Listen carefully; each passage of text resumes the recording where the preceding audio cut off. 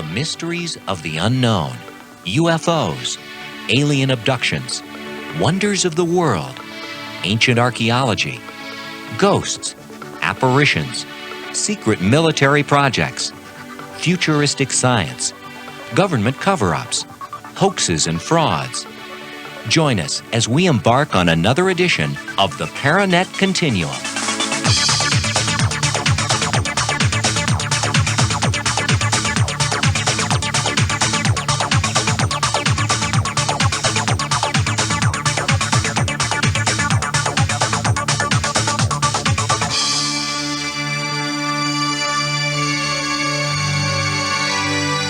And now, answering questions and questioning answers, here's your host, the Director of ParaNet Information Services, Michael Corbin.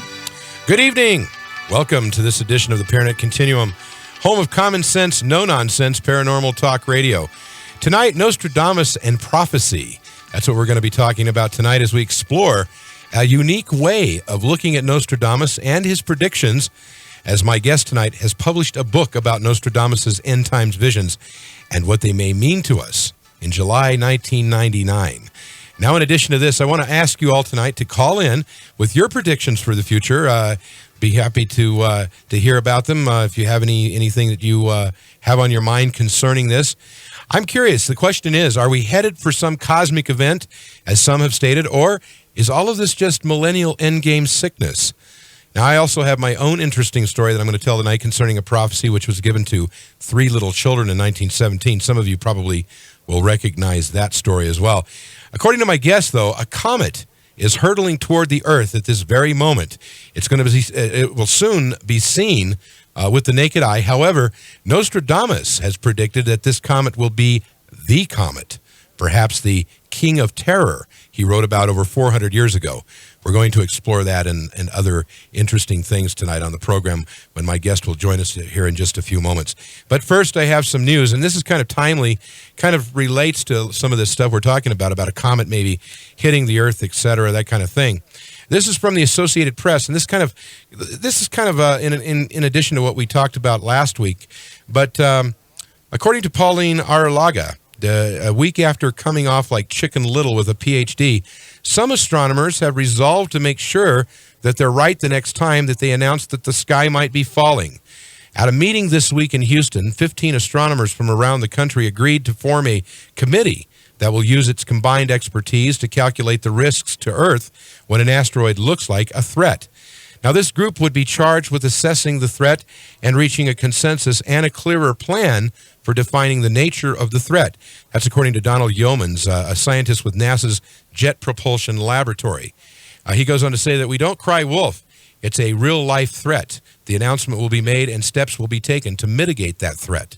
Now, last week it appeared that a group of astronomers, the International Astronomical Union, cried wolf when they issued an alert saying that an asteroid would pass within 30,000 miles of Earth that might even collide with it on Thursday, October the 26th, 2028, around 1:30 p.m. Eastern Time.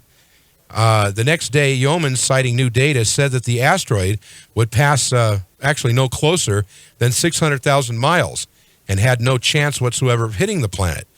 All parties seem to agree that the gaffe could have been avoided had the International Astronomical Union and NASA communicated earlier. It's in our best interest to try to get harmonious again, said Brian Marsden, who's the distinguished Harvard astronomer who made the IAU calculations. When an astronomer discovers that an asteroid could threaten the Earth, the committee will review the data and do its own calculations to determine how serious the threat is. And of course, as we all know, no matter how serious the threat is, we don't have any way to stop it from happening. So it might be a nasty, nasty mess if it should ever happen. One last thing also from the UFO files from UFO Roundup. 1965, UFO injures a guide in the Everglades. On March 15th, 1965, James W. Flynn, 45, was training hunting dogs in the Everglades when at 1 a.m. he saw a cone-shaped UFO hovering about 200 feet over some cypress trees. The UFO moved rapidly and changed position several times, and Flynn thought it was a helicopter until he looked at it through binoculars. Then, thinking it was some new device from Cape Kennedy, now back to Cape Kennedy, back to its original name, which was at the time was Cape Canaveral. Perhaps in trouble, he tried to approach and offer help. The cone-shaped object appeared to be almost 25 feet high and had 4 tiers of windows emitting a yellowish glow. Flynn could hear a noise like a diesel generator, which disturbed one of his dogs who was howling in his cage and trying to get out. Within 200 yards of the UFO, Flynn jumped out of his swamp buggy and waving his arms, and at that point, the UFO emitted a jet-like noise and a blast of wind that knocked him off balance. As he continued to approach within a few yards, the UFO emitted a light beam like a welder's torch, and Flynn blacked out. He felt like a blow, like a sledgehammer had been hitting him between the eyes. That's all I know, he told a local newspaper. Now, when he awoke, the UFO was gone and his vision was severely impaired. Flynn sought aid from an Indian acquaintance who helped him back to Fort Myers. Flynn required medical treatment and had a small dark spot on his forehead. He suffered impaired vision in one eye, numbness, and loss of hearing. Extensive physical trace evidence was found at the site, including an area of burnt sawgrass 72 feet in diameter. For further information on that little article or that little piece, UFO sighting, that came out of the Fort Myers, Florida News Press for March 18th, 1965. Also, it's a case that was cited in Richard Hall's book, Uninvited Guests, copyright 1988. Okay, so that's it for the news, okay? Now, before we go to break, I want to bring up my guest. Of course, we're going to talk about something very controversial. The centuries have borne witness to Nostradamus's often uncanny accuracy. Over 400 years ago, he predicted the fall of communism in the former Soviet Union. Although controversial, though, if his final prophecies are correct, then a huge disaster is going to occur here on Earth in a few short years. This disaster will be so far-reaching that it will touch the life of everyone on this planet. Now consider, scientists speculate that an ice age began when a meteor struck the Earth millions of years ago. Imagine the devastation such an event would cause today. Tidal waves, volcanoes, nuclear winter, famine, and almost inevitably World War III. Well, my guest pieces together the jigsaw puzzle of Nostradamus's final prophecies. Now, using the Nostradamus's last dated quatrain as the starting point, my guest arranges a total of 181 quatrains in their original sequence to give an alarming picture of what the new millennium may bring. My guest was also familiar with Nostradamus, but it wasn't until 1991 that he began interpreting Nostradamus's prediction as a hobby. Now, while watching an old quasi-documentary on the French prophet, he realized that the analysis of Nostradamus's quatrains, which are actually 4-line poems of prediction, he thought that they seemed faulty and inadequate. Now, that prompted intense research and study of Nostradamus and his prophecies, which he has now turned into a book. And that book is called Nostradamus 1999. It's my pleasure to welcome to the program Stefan Paulus. Good evening and welcome. Good evening. Thanks for having me on. Thanks for being on the program, Stefan. Real quick, give me a thumbnail sketch of this book, and then we're going to go to break, and when we come back, we'll get into the meat of it. If you take a look at Nostradamus' last quatrain, it reads, "The year 1999, the 7th month, from the sky will come a great king of terror, resuscitating the great king of the Mongols before and after Mars to reign happily." Like I said, that was his last quatrain. That's his last quatrain in which he mentions a specific year. It's my opinion that the great king of terror coming from the sky is a comet. And then it follows from there, and we'll get into that after break. Okay. But in the rest of the book, I note some rather, what I consider eerie parallels between Nostradamus' vision of the future and biblical predictions of the future, particularly the book of Revelation and parts of the Old Testament, and how that ties in with Islamic end-time beliefs. Okay. And I think it all just pieces together real well. Okay, and we're going to find out about that coming back from the break. My guest is Stefan Paulus. We're talking about his book, Nostradamus 1999, and as you can tell, this is going to be a very interesting program tonight. 1-800-836-2009, 1-800-836-2009. I'm Michael Corbin. You're listening to the ParaNet Continuum. We'll be right back.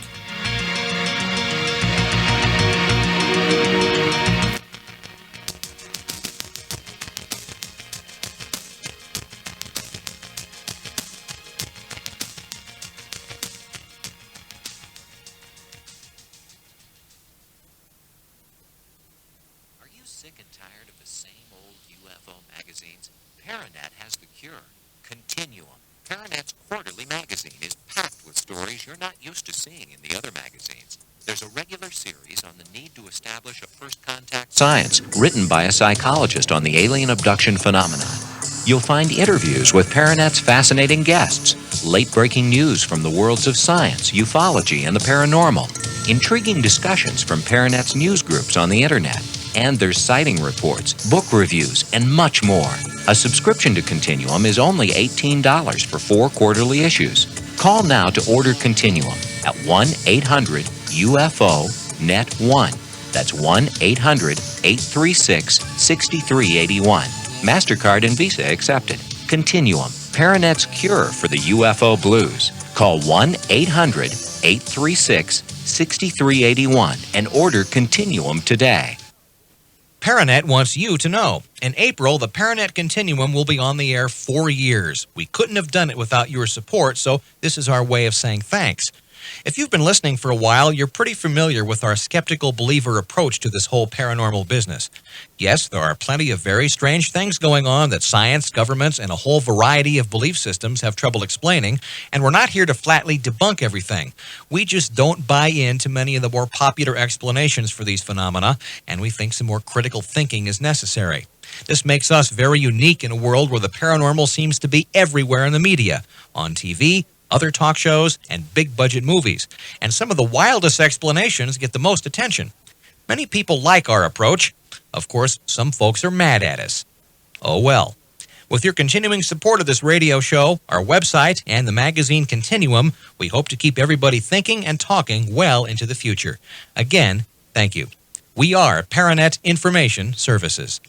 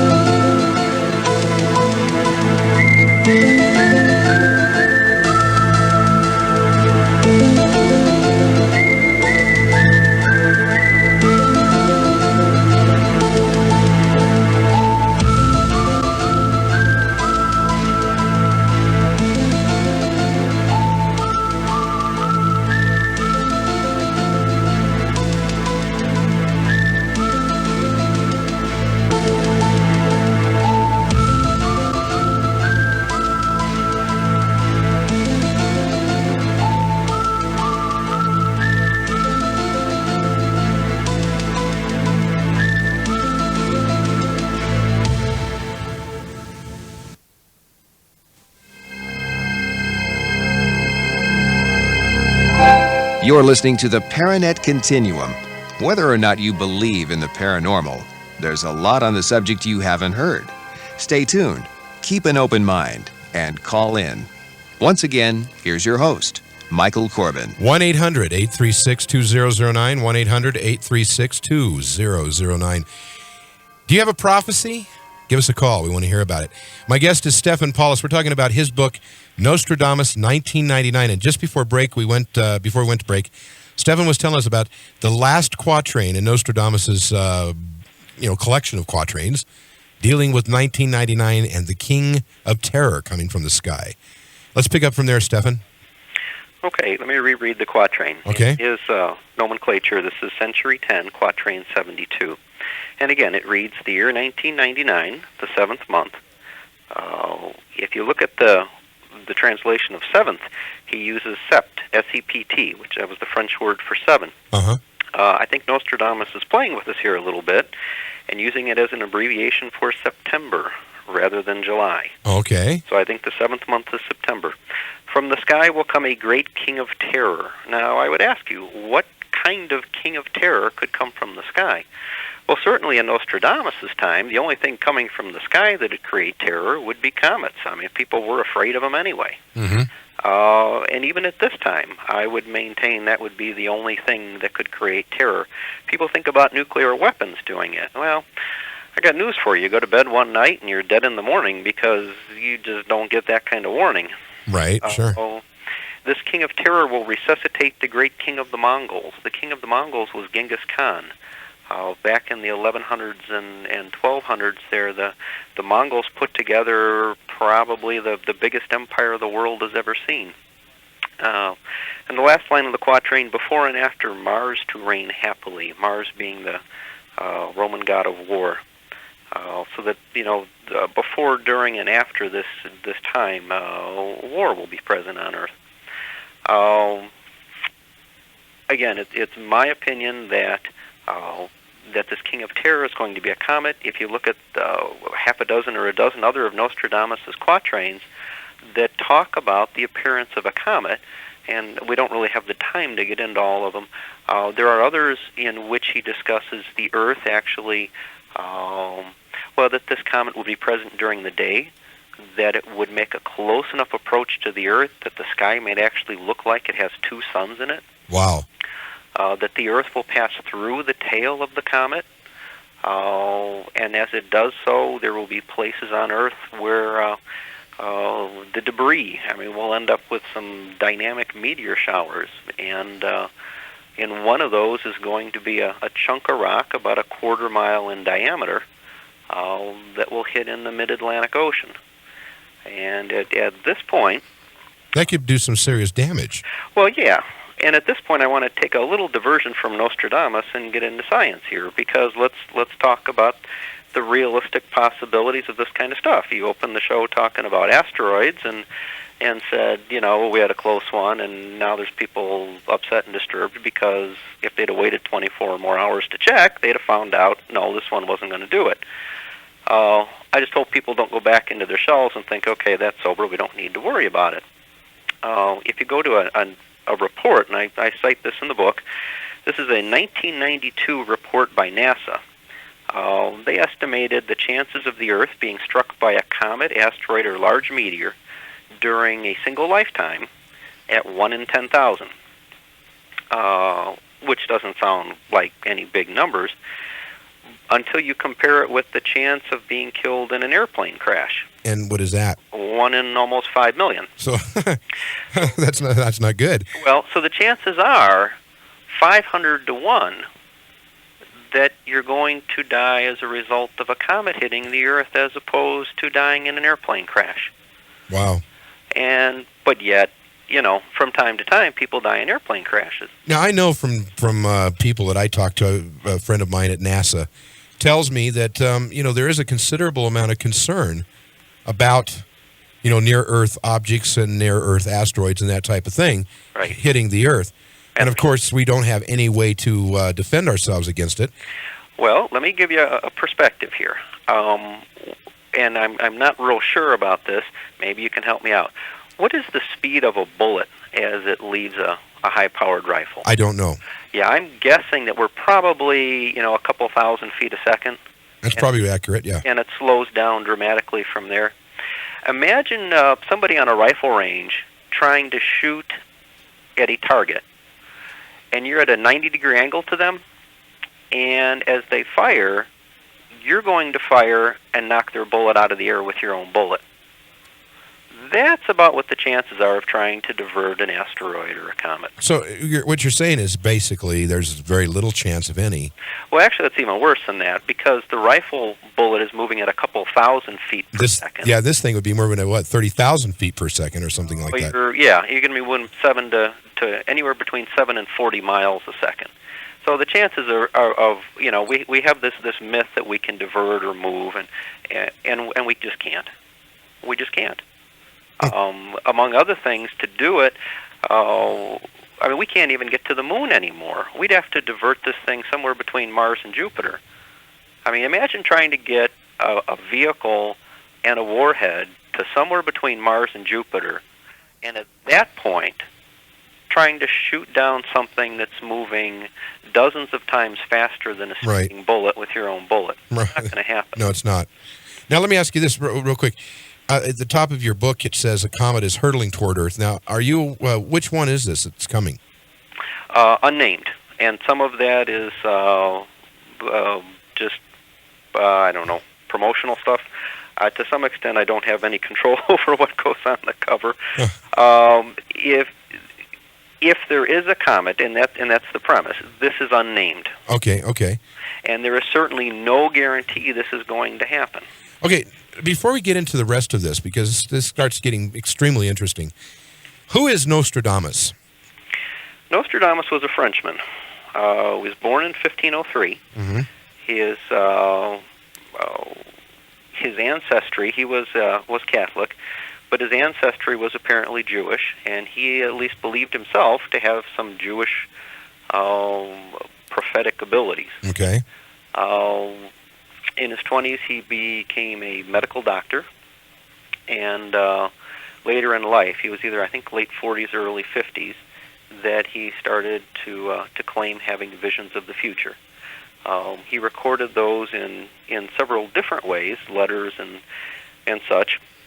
And but the bulk of his prophecies, so to speak, come to us in little 4-line poems called quatrains, in which the first and third lines rhyme and the second and fourth lines rhyme. And he died in 1566. Okay, now then this is what a quatrain is what he writes these 4-line right. poems. Poem with an A-B rhyme system. Okay. All right, Stefan, hold that. We're going to go to break, and when we come back, I want to get into some of the very interesting comparisons that you've made between his quatrains and the Bible, the book of Revelation, more specifically. 1-800-836-2009, 1-800-836-2009. My guest is Stefan Paulus. We're talking about his book, Nostradamus, 1999. Very interesting topic tonight. Stay tuned. We'll be right back after this.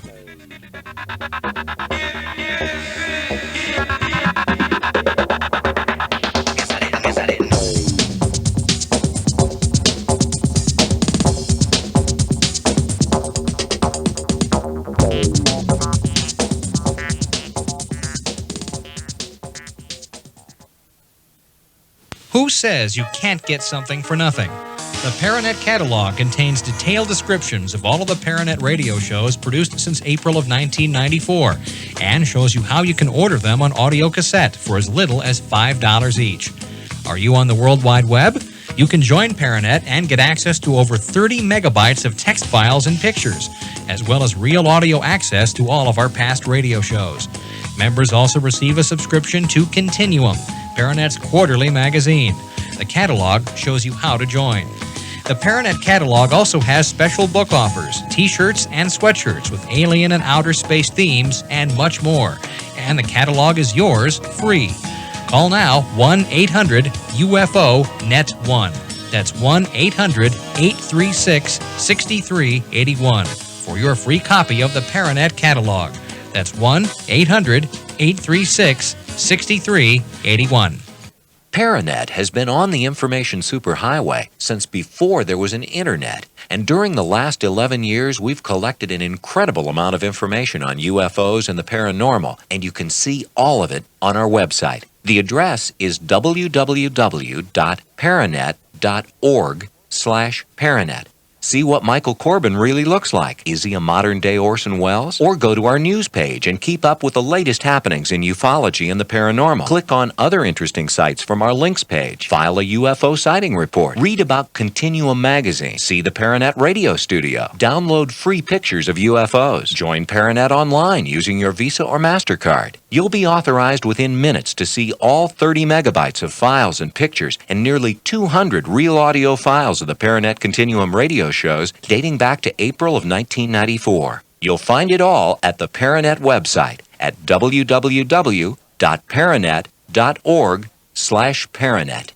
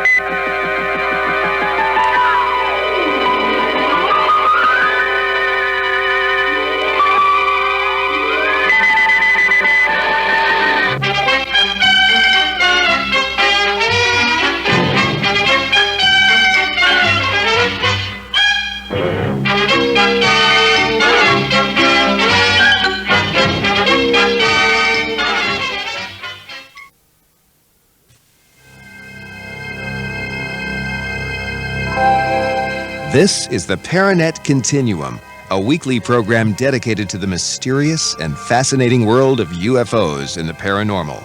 If you're interested in learning more about ParaNet, the world's foremost communications network on the paranormal, call us at 303-863-0484 or write to Box 172, Wheat Ridge, Colorado 80034. Once again, here's your host, Michael Corbin. And again, our number is 1-800-836-2009, 1-800-836-2009. We're talking about Nostradamus, 1999. It's the book that has just been published by Stefan Paulus. It's available through Llewellyn Publications. And at the end of the hour, we're going to give out an 800 number where you can order this copy, or you can also pick this up in the bookstores as well. Stefan, before we go any further, I want to take a call. We've got somebody calling in on our affiliate KCMO in Kansas City. Good evening, Bob. How you doing? Fine. How are you? I'm doing great. Glad to be on the show. Thanks for calling. I think you have an excellent program, and I really enjoy the material tonight. Well, thank you. You got a question or comment for my guest, Stefan? Yeah. I'm somewhat familiar with the Nostradamus thing, and there's been mentioned 3 antichrists, the third being Mabus. Do you happen to know, or have they heard, or told yet, who they believe the Mabus to be? Someone other than Saddam Hussein. What can you tell me about that? Well, I can give you a little background, or for those who don't know, on the 3 antichrists. In one of his epistles, Nostradamus talks about there being 3 antichrists without ever defining who any of them are going to be. Mabus is not necessarily one of the antichrists. That's a name that shows up in some of the quatrains. But people are generally, well, what were the criteria that Nostradamus used for defining an antichrist? First of all, he apparently considered them to be people that would militarily conquer France, and second of all, would do their best to wreck the Catholic Church in his country. Apparently, Hitler and Napoleon are regarded to have been the first 2, but there's really no certainty one way or the other. The third one to come, assuming the first 2 are passed, it just kind of remains up in the air. Mabus, on the other hand, shows up in one of the quatrains, again relating to the comet, and I don't have it right in front of me here, but something about at the time when the comet is in the sky that Mabus will soon die. Or Mabus, M-A-B-U-S would be the spelling. What I find amazing, I was sitting looking through a Reader's Digest of a couple years ago, and I mentioned this in the book, and it turns out that one of the people in our State Department, a regional ambassador in the Middle East, has a last name of M-A-B-U-S. Just find that's interesting. Incredibly amazing. You think? Well, I've heard a lot of people say, take Mabus and spell it backwards, and it spells Subam. Right. Because he had a tendency to do that type of thing with the quatrains. And those were I guess they were called agnatic names or terms. Right. He would play with anagrams. I don't think that Saddam is related to Mabus. I don't either. Yeah. His age is wrong. Yeah. I don't see it there. Okay, Bob, well, thank you very much for the call. I appreciate getting in. Okay, thank you. No. Okay, now, Stefan, this is pretty interesting stuff. 3 antichrists, huh? Yep. Oh, boy. Now, first of all, how did you get involved in this stuff? I mean, at the top of the hour, I read that you were intrigued by it as a hobby, but in other words, so many people have tried to interpret Nostradamus's quatrains. How's your approach different from these? I think, sometimes you sit and look at things and you just get an insight as to what you're looking at, and then you start looking at other people's opinions, and you wonder why they don't see what you see. And as I was just, tinkering with it with a hobby, and after a couple of months of that, I had about 60 or 70 pages worth of notes and a perspective nobody else did, and I said, oh, heck, let's just try and put it together in a book and see where it goes from there. Okay, well, let's go on to the biblical correlations between Nostradamus and the Bible. Sure. Let me back up one step, though. Okay. Back to things from space hitting the Earth. All right. If you go back to the meeting of the American Astronomical Society just this past January, an astrophysicist by the name of Jack Hills, who leads a scientific team from Los Alamos National Laboratory. Mm-hmm. Remember I was saying before that the chances in, a lifetime of something hitting the Earth were estimated at 1 in 10,000? Right. Uh-huh. Well, that was 6 years ago. They have recalculated and say that the chance of an asteroid as large as 3 miles in diameter hitting an ocean in any given century is now 2 to 3%. It's 2 to 3%? 2 to 3% in any given century. And we're talking about one that's 3 miles or larger? No, up to 3 miles. I see, up to. Up to 3. What that means is that, if you had a pair of 10-sided dice, you'd have to roll a 98, 99, or 100, which is, not going to happen real often. No. And every time you roll it, 100 years goes by. We just assume that because in the last 5,000 years, nothing like this has happened, that it's kind of a non-event. Well, you could easily roll a dice 50 times and not have anything happen. But apparently the chance of it happening is actually reasonably high. Now, what does the Bible have to say? You look at the book of Revelation, the 8th chapter, and just listen to the words and get a picture of this. This is a quote. Something that looked like a huge mountain on fire was thrown into the sea. A third of the sea was turned into blood. A third of living creatures in the sea died, and a third of the ships were destroyed. Now, where's this at in the Bible? Revelation chapter 8, verses 8 and 9. Okay, go ahead. That's my opinion. And again, this is perhaps a unique opinion. I don't know that I've read this anywhere else. It's my opinion that what John was writing about was the only way a first century man could describe an asteroid or a comet, actually coming in and hitting the sea. Now the question is, what kind of energies are we talking about here? Tremendous. As a rough idea, if you could take a quarter mile in diameter meteor, this is just a rock, 2 city blocks long, 2 city blocks wide, 2 city blocks high. Mm-hmm. It's not an explosive device, it's just a rock. Right. But you put enough speed on it, okay? This thing's now making, 20, 30 miles a second. As it hits, the explosion that you end up with is about 2,000 megatons. That's 2,000 million tons of TNT going off in the same 2-block area. That's a lot of juice. At the same instant. Let's put a perspective on this. If you could take all of the explosive devices, all of the bombs used in World War II, including the bomb at Hiroshima and Nagasaki, and you put them all together, what you're going to end up with is 2 megatons of explosives. So if you put all of the bombs and all of the bullets and all of the artillery shells from World War II into 1 year and did that for 1,000 years in a row, you'd have the equivalent of a quarter of a mile in diameter rock hitting the Earth at the same time. Jeez. We just have no perception, no understanding. It's mind-boggling of what that is. Now sure. Imagine, okay, fine, it hits the ocean. What are you going to end up with? Well, again, in a car crash, what do you get? You get some of the energy dissipated as heat, some of it as sound, some of it as light. You may get some sparks. But basically what you get is a lot of crumpling.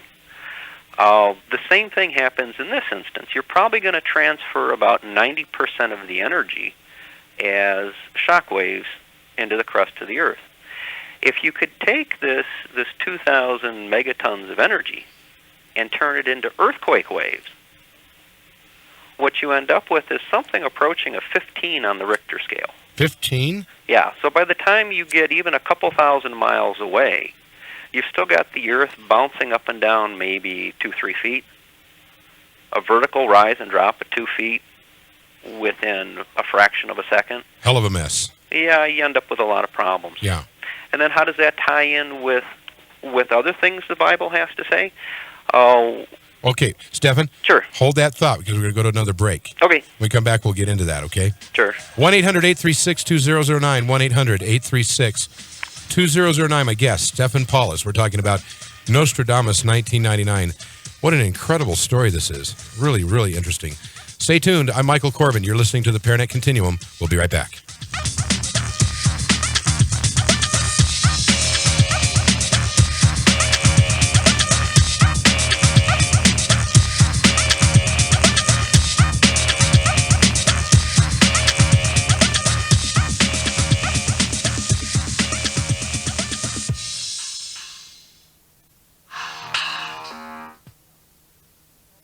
ParaNet wants you to know.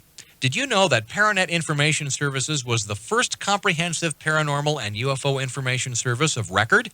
In 1986, ParaNet was launched as an electronic news and information service dedicated to answering questions and questioning answers. Since ParaNet's launch, we've expanded to a truly global organization linking research and investigative groups via our computer network, now on the Internet.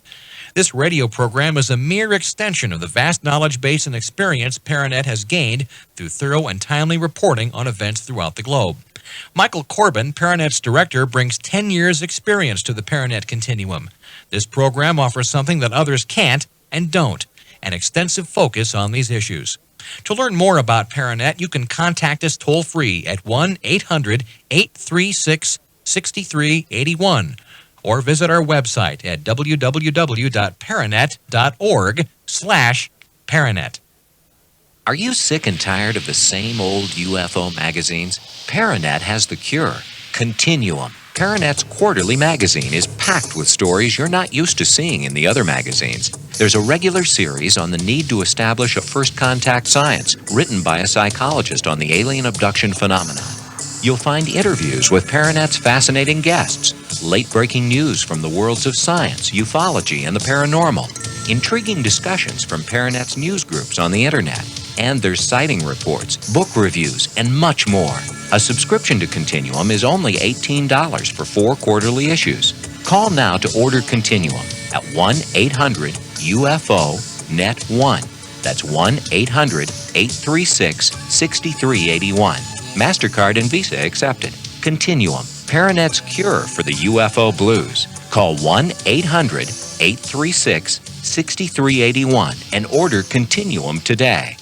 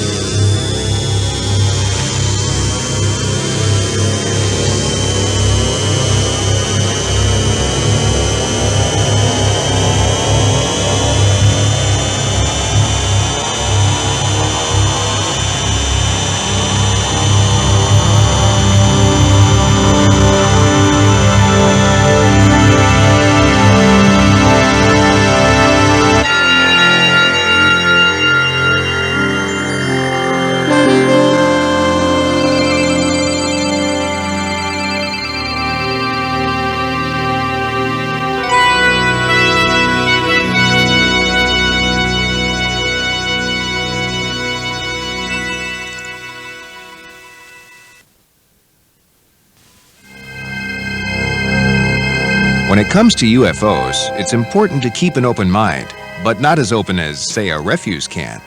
We separate the facts from the garbage on the ParaNet Continuum. Once again, here's your host, Michael Corbin. 1-800-836-2009, 1-800-836-2009. We're talking to Stefan Paulus tonight about his book, Nostradamus 1991, published by Llewellyn Publications, and quite fascinating. Stefan, we've got a call. We're going to take a call now from Evan, who's listening in Kansas City on KCMO. Good evening. I love your show. Thank you. Yeah, I had a question about, I was wondering how many people do you think would survive if this comet hit, or we, collided into the comet's tail? I think probably the best example would be the eruption of Krakatoa in 1883. There were about 10,000, at least I think I got the right, it might have been either that or Tambora a couple of decades earlier. Mm-hmm. There were about 10,000 people killed in the initial blast. and about 80,000 people that died over the next year from starvation and disease. Yeah.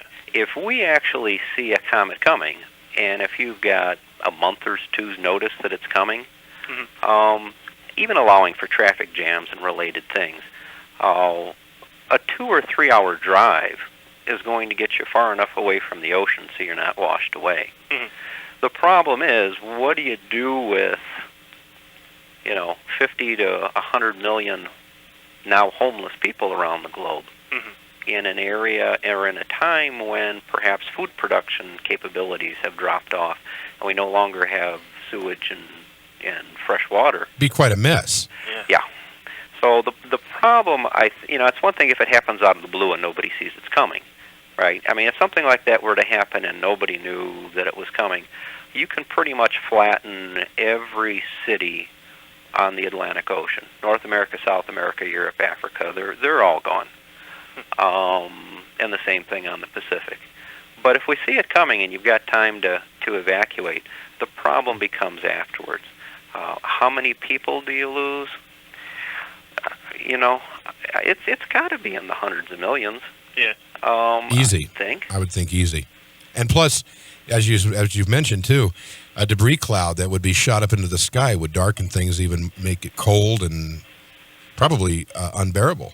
Well, it gets even more interesting than that. If you can take an area of ocean water, say 30 miles in diameter, and heat it to 120 degrees, which is really going to be no problem for something like this, you no longer generate ordinary hurricanes off water at that temperature. The hurricanes you now generate, and this was in Discover magazine a couple of years ago, the hurricanes you now generate have winds topping 500 miles an hour. And the top of the hurricane is now 35 miles up. It's way up in the stratosphere, and it's basically sucking water and sea salt and depositing it in the stratosphere. So not only do you have dust problems, you got salt problems. Mess would be too simple of a word. Okay, Evan, you got any more comments or anything? No, I just wanted to say that. Okay, well, thanks for calling. Thank you. If I could shoot back to our previous caller. Yeah, go ahead. Asking about Mavis. We'll find the quote in Nostradamus' Century 2, Quatrain 62. And if you want to look it up in Reader's Digest, the July 1996 issue of Reader's Digest had an article entitled Alarm Bells in the Desert. And they identified the former U.S. ambassador to Saudi Arabia as Ray Mavis. Really? Yep. Very interesting. Okay, let's take another call. We've got Steve calling in from our affiliate in Idaho, KIDO. Steve, go ahead.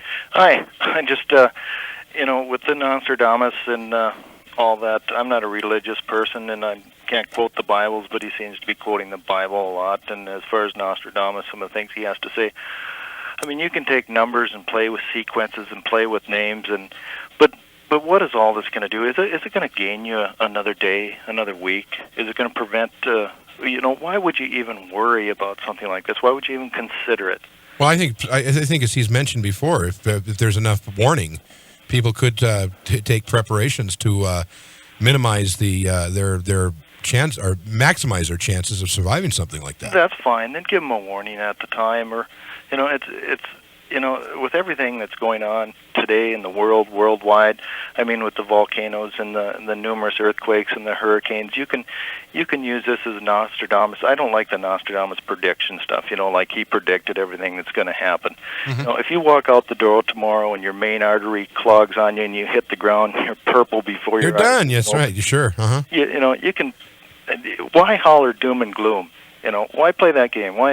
Fine, play with it on a positive note and how we'd be able to evacuate and move a certain amount of people and this and that, but don't turn it into a big worry thing. Well, okay, Steve, thanks. Let me tell you what I'm after. Okay, go ahead. And I've spaced this out in a couple different places in the book. The one thing that I really want people to come away from with this, is that everything you have can be taken away from you at a moment's notice. Everything. Your home, your family, your life, your entire civilization. And the only thing that really counts is what you take into eternity with you. There's too many people too wrapped up in their toys. That's not the point. That's not the point of life. The point is that it's going to end. And for all I know, my end's coming before 1999 anyway. Very interesting. That yes. There's no certainty Nostradamus is right. If you take a look at his other prophecies in which he quoted dates, he was right maybe 20 to 40% of the time. So there's no certainty this is going to happen in 1999. I dedicated the book to the hope I'm wrong. Well, I hope you're wrong too. You know. But if I can get some people to pay attention to what life is all about, and give some thought to eternity, and to what real values are, then I'm a success. That's a very good point. Very good point. Stefan, before we run out of time on this first hour, on the national hour, I know we haven't covered a lot of material. Can you kind of encapsulate for us real quick? Well, are we going to go to break? We got to go. Okay, we'll go to break. When we come back, I want you to encapsulate. We'll have to do this in about 2 minutes, okay? But encapsulate for us the rest of these predictions and where this is going, and then we're going to pick it up on the second hour, okay? Sure. All right. Stefan Paulus is my guest. Nostradamus, 1999 is the book. Llewellyn Publications. And, of course, again, this is available in bookstores, and we'll give out an 800 number at the end of the program where you can get your copy directly from Llewellyn. We'll be right back after this. I'm Michael Corbin, and this is the ParaNet Continuum.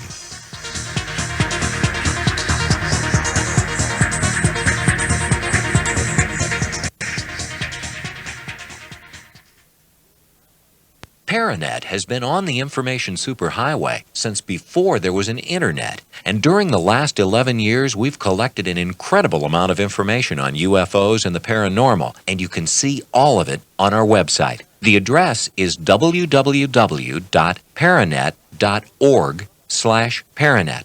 See what Michael Corbin really looks like. Is he a modern-day Orson Welles? Or go to our news page and keep up with the latest happenings in ufology and the paranormal. Click on other interesting sites from our links page. File a UFO sighting report. Read about Continuum magazine. See the ParaNet radio studio. Download free pictures of UFOs. Join ParaNet online using your Visa or MasterCard. You'll be authorized within minutes to see all 30 megabytes of files and pictures and nearly 200 real audio files of the ParaNet Continuum radio shows dating back to April of 1994. You'll find it all at the ParaNet website at www.paranet.org/paranet. Pilots depend on accurate, timely information, both in the cockpit and on the ground. Skyway Publications helps with both. The Skyway Airport Directory and Entertainment Guide provides convenient, accurate information for safe flight and landing operations, as well as local businesses that cater to pilots. These are free pocket-sized guides with information on large and small airports nationwide, along with technical information, fuel and airport services, and businesses that can make life easier for pilots. Keep in mind, it's free. Check your local airport for the Skyway Publications Airport Directory and Entertainment Guide, or call area 970-669-1800. Call Skyway today and find out how the guide can also be a financial opportunity for you. Skyway Publications, your ticket to safer, cheaper, and more convenient flight. Check your local airport or call Skyway at 970-669-1800.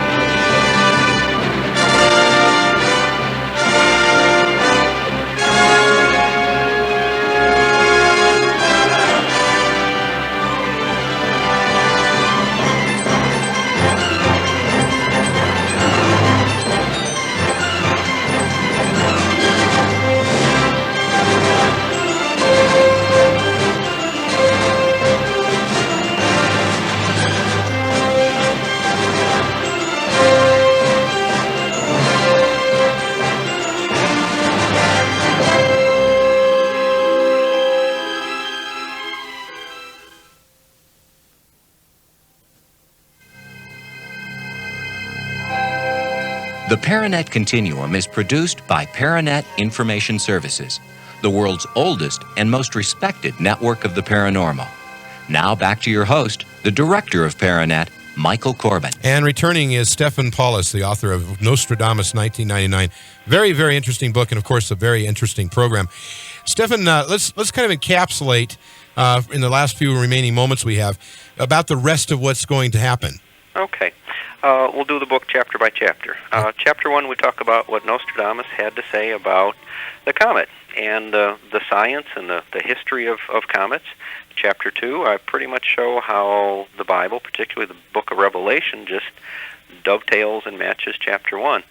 In chapter 3, I talk about current environmental trends, and that even if Nostradamus is wrong, we're headed for a lot of trouble over the next 20 to 30 years in the environment. Okay. Chapter 4, we're looking at Islamic eschatology. What does the Islamic faith believe is going to happen before the end of the world? And this ties in real close to this, doesn't it? Well, it really does, because they also believe in some of the same kinds of things that we talk about in Revelation. But their end-time beliefs are wrapped up in a man called the Mahdi. And if you look at what Nostradamus had to say about this man that he calls the the blue turban, Mm-hmm. and if you look at what Nostradamus talked about in an Antichrist, what Nostradamus had to say about the blue turban, and what the book of Revelation talks about in an Antichrist, and what Islamic faith is hoping for in a Mahdi, all three of those can match up to be the same person. Now, real quick, in about 20 seconds, is there a bright end to this whole thing? It's not the end of the world. Okay, good. Well, at least we know that. Okay, real quick, give out the 800 number for Llewellyn Publications so that folks can get your book, Nostradamus 1999. Sure, it's 1-800-THE-MOON, and as far as I'm aware, all the major bookstore chains are carrying it too. Right, I saw it here in Denver in a big bookstore. Okay, Stefan, you're going to hold over for the second hour on this very interesting topic, and we're going to cover those things that you talked about.